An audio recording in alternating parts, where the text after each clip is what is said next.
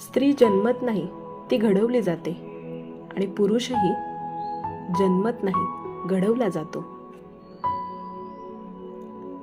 मानवी समाजात स्त्री व पुरुष हे कधीच एकमेकांसमोर संघर्षासाठी उभे ठाकलेले नाहीत. दोघांच्या सहकार्यातून व संयोगातूनच मानवजातीचे भविष्य आकार घेते. अशा वेळी कोण जास्त महत्त्वाचा व कोण कमी महत्त्वाचा हे कसे ठरणार? फार तर असे म्हणता येईल की मानवजातीचे अस्तित्व पुढे चालू राहण्यासाठी पुरुष पुढाकार घेतो व या पुढाकारातून निर्माण झालेला अंकुर स्त्री जोपासून पूर्णत्वाला नेते.